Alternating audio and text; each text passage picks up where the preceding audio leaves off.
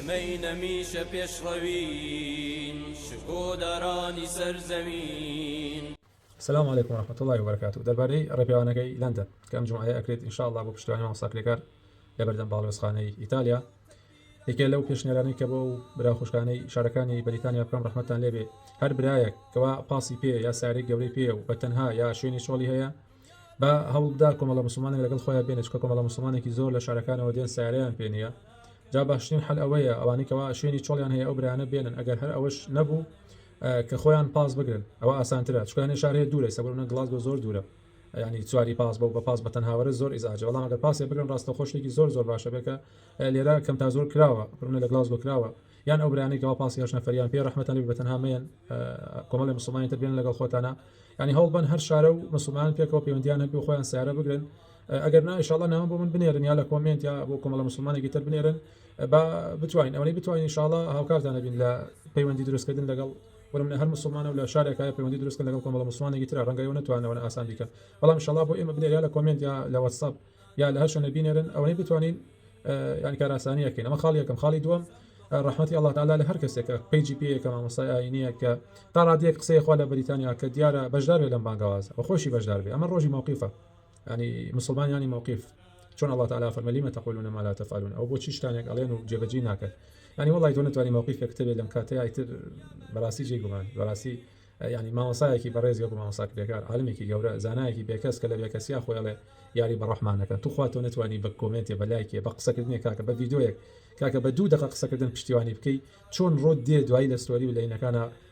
فرمێسکی تیمساحایی بۆ بڕێژ کاکە ڕۆژی موقیفە ڕەحمەتتان لێبێ ڕۆژی موقیفە و چەندەها ڕۆژمان لە بەردەسایە کەسێک بێ بەشدار بێ بەخوا ئەتوانێت کەسێک بێ ئەتوانێت نەیشوێ بیانی زۆر لەبەرەوە هەڵوێستانە بێ موقیفتانە بێ، ینی ئەمڕۆ ڕۆژی پیاوەتیە، ئەمڕۆ ڕۆژی جوامێریە، ئەمڕۆ ڕۆژی ئازایەتیە، ئەمڕۆ ڕۆژی غیرەتە، ناکرێت تۆ هەردانیشی تو بێ موقیف ئاوا سیرکەی، وەڵی عیبە چکە تۆ بەرپرسیاری بەرامبەر بە تاکی مسلمان بەتایبەتی کە ئێمە کوردین ئەوەی کە نزیکترە لە ئێمەوە ئەو کوردە بەڕێزانەیە زەماوەسەکەەکە گەعرەب بووە ئەگەر فارس بووە عەرەبەکان چیان بۆ فارسەکان چیان بۆ چونکە ئێمە ناسیۆنالیستین، ئێمە مسلمانین، ئێمە بەشێکین لە ئومەتی ئیسلام، بەڵام کێ نزیکترە لە ئێمە و لە یەکتری زیاترتیەکە بێگومان کوردە مسلمانەکەی لە ئێمە نزیکترە، یعنی ناکرێت و مامۆستایەکی بەڕێزی بێدەنگ بی ئەم بێدەنگی هەڵەبژەیی لەسەر تەکەوێت دوایی ڕەحمەتی الله تعالاتان لێبێ، ینی هەر مامۆستایەکی بەڕێز هەر کەسێک هەر شالاکەوانێک هەر کەسێکەوە پیجێکی گەورەیە لای خۆیەوە ڤیدیۆ بکە و پشتیوانی بکە ئینشاءالله شتێکی نمونەیی دەکرێت، شتێکی دەگمە نەکرێت، شتێکەکرێت کە لە مێژووە شتیوانە بوو بێکەوە کۆمەڵە مسلمانێکی کورد لە لەندەنا بەو شێوازە ڕێپێوان بکەن، بۆیە ینی درێخی مەکەن لەوەی کەوا خەڵکی تر ئاگادارکەنەوە و تەشجیعی خەڵکی بکەن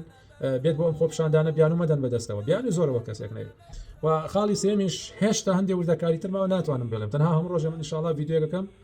لە وردەکاری زیاتر ئاگادارتانەکەمەوە و تەشجیعی ئەو خەڵکە و تەشجیعی مسلمانەکەم کە لە هەر شێوازێک لە هەر شوێنێکن بێن کاکە ئێمە هەر کەسێک خزمەتیەکەین، ئەم بابەتە بابەتێکی گشتیە، بابەتی من و تۆ شتێکی وان نییە، ئەمە بابەتێکی حیزبی و ئەو شتانە نییە برا ئەگەدار بن، بابەتێکی گشتیە، پیاوێکی بەڕێز عالمێکی بەڕێز گەڵ مامۆستاکرێکار پێویستی بە پشتیوانیەکە کە ئەمە ئەصعب الئیمانە لاواسترین ئیمانی ئێمەیە، هیچ نەبێت لە قیامەتە باش شتێکمان هەبێت ڕوود بێت ئەوە چەند ساڵە لە 2009 لە ئیتالیا لە سجنای کوا هەڵوێستی ئێمە وەی ڕەحمەتتان لێبێ بەردەوام بن خۆشتان بێن تەشجیعی خەڵکی زیاتر بکەن، کەسانێکی منافق ئەیانەوێت ساردمان بکەنەوە هیچیان پێ ناکرێت بە ئیزنی الله تعالی بەتایبەتی کۆمەڵێکە کە پێویست ناکات لە دنیا ببرێت، بەڵام هیچیان پێ ناکرێت شتێکی ئاساییە تۆ دایمەن هەر ئیشێکی خێرکی دایمەن منافقی تێکەوێت، بەڵام الحەمدولله ینی ئومێد دەکەم خەڵکێکی زۆر ئامادە بێت و دینەوەداگەڕینەوە وەکوکانی ئەژینەوە نانەوین لە ئاوێ نابێگەرترین